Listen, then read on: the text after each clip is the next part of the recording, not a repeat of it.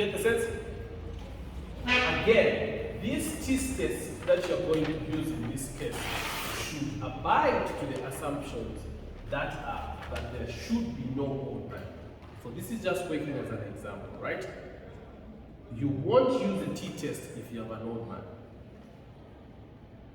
You would use a test that is based on the difference between two medians. But for now, just as an example, let's try to get this, the mean for this.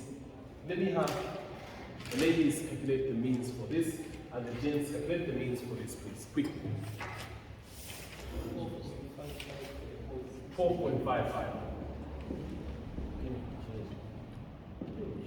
And for the girls? 3.67. 3.67. 3.67 years.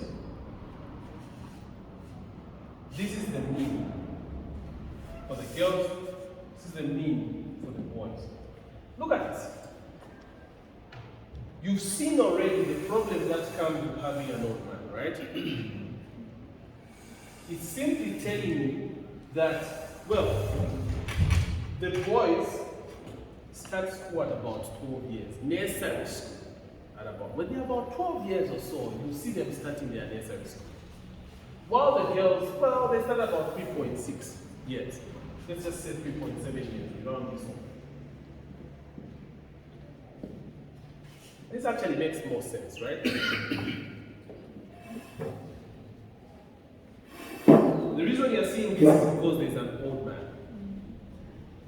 Now, when you do your statistical test, what your statistical test is going to do, the one that is based on the difference between two means, it's actually going to say that it's going to test the null hypothesis that mean 1 minus mean 2 is equal to 0. That's the null hypothesis it's testing. Do you get the sense? There is no difference, which also says that mean 1 is equal to mean 2. The mean age for the girls is equal to the mean age for the boys as they are starting school. That's the statistical test, what it's doing. That is your hypothesis. So you are trying to test this statement.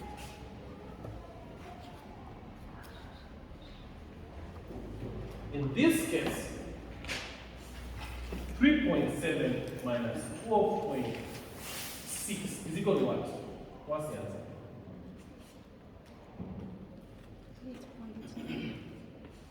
8 point? 8.1? 9. Is it? Yes. 8.9. So what you're actually saying is that there is a difference of 8.9. That's what you will have observed. And then the next question that follows is that what is the probability of observing the kind of difference you have observed by chance if this were true? That gives you the p-value.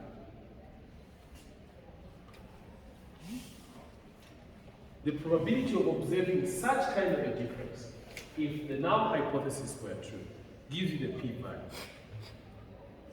Therefore, in this case, you could get a p-value that is telling that p, you could get a p-value such as p is equal to 0.00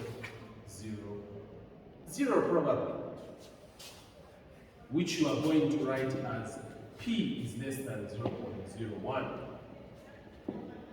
Do you reject the null hypothesis or do you fail to reject the null hypothesis in this case, given the value of the p-value?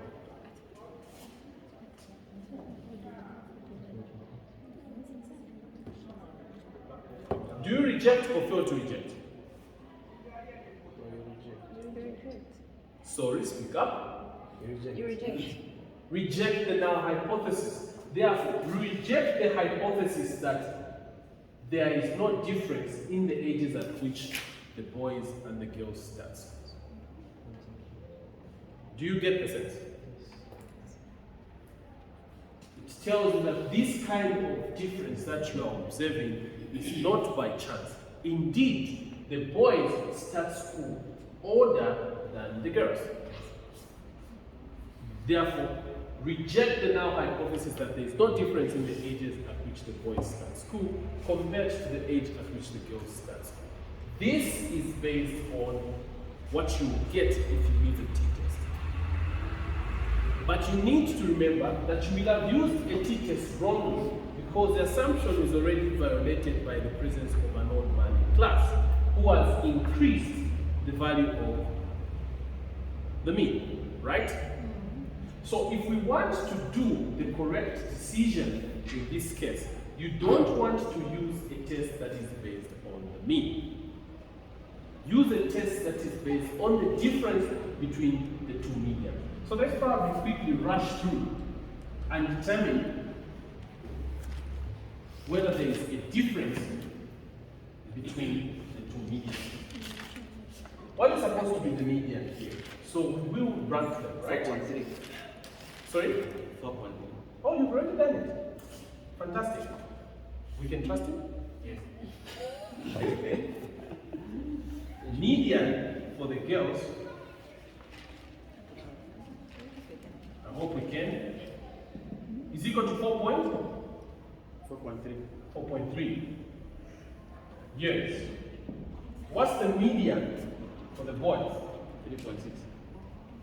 Median for the boys is equal to 3.6. 3.6 years. Have you noticed how there is a change? It turns out that seemingly it's the girls that are starting at an age higher than that one of the boys. And this is hoping that you calculated this correct. I hope so. Yes, it's just. I think TM. It's just we don't trust everyone, right? It's what we talked about. Would you like us to do this together? But guys, we work this thing out. Definitely, this is just to help you understand what we're trying to do. We demonstrated these areas. Unless you want me to come and do this some other time, but just to stay close to the point I want to bring out, which is at what point do you reject the null hypothesis or not, right? So now, here is now a statistical test that you're going to use. This statistical test is actually asking the question or making the null hypothesis. What's the null hypothesis for the statistical test you use, which gives you a difference between two medians? Null hypothesis? There's no difference. Again, there's no difference between the median age at which the girls start school and the median age at which the boys start school. So it's actually saying median age for the girls minus median age for the boys should give you a 0. This statistical test, which gives a difference between two medians, is actually, you come and learn about it when you start dealing strictly with statistical tests, is the Wilcoxon man-Whitney's U-test. It gives you a difference between two medians. It's a non-parametric test. The first one we talked about, which was a t-test, is a parametric test.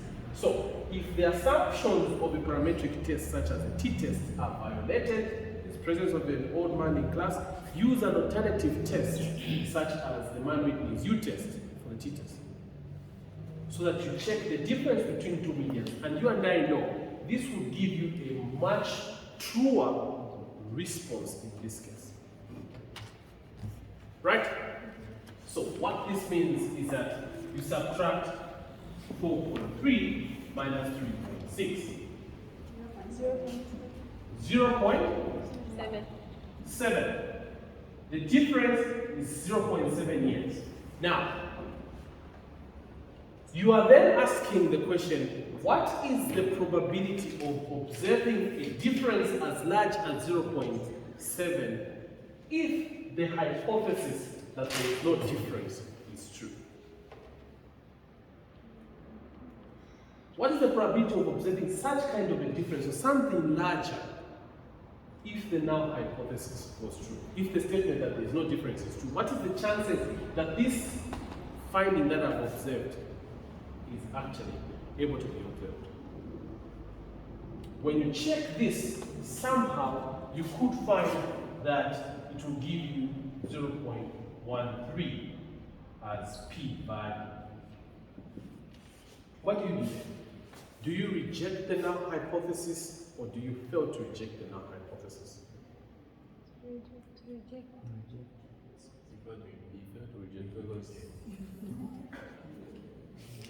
What do you do? P value 0.13. You fail to reject. Yes?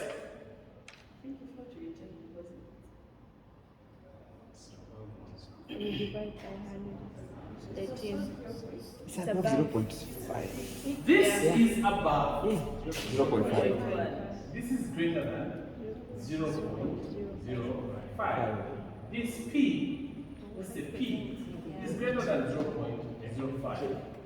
So what you are actually seeing here is a situation where you have more than 5% chances of making a type 1 error. In fact, you have 13% chances of making a type 1 error, which is more than 5%.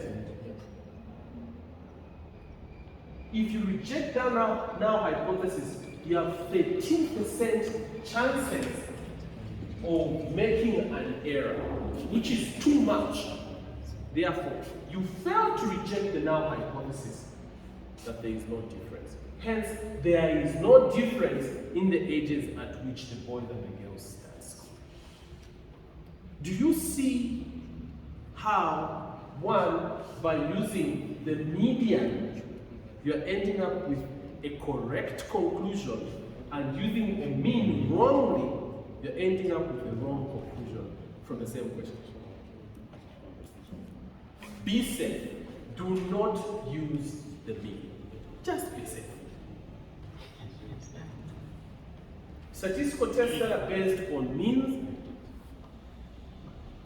don't use them. In fact, in circumstances where you use a parametric test correctly and a non-parametric test, usually the conclusion is the same. So it would be very rare, and probably I've never even heard of it, it won't even be the case. The non-parametric test would almost always give you the correct answer because it's based on the median or ranked correlation. So my advice, as someone who's reading up on the research, avoid using parametric tests. They can be used, but the assumptions are actually much higher. Non-parametric tests, it relaxes most of the assumptions. So rather than using a t-test, go for manual U-test. Your conclusion will be more correct. So what about the chi-square? Chi-square can be used, but not in this case. Remember, this question is you want to determine the difference between two means or difference between two medians. Why? Because you're dealing with a continuous variable. Chi-square, you're using it to determine a difference between two proportions.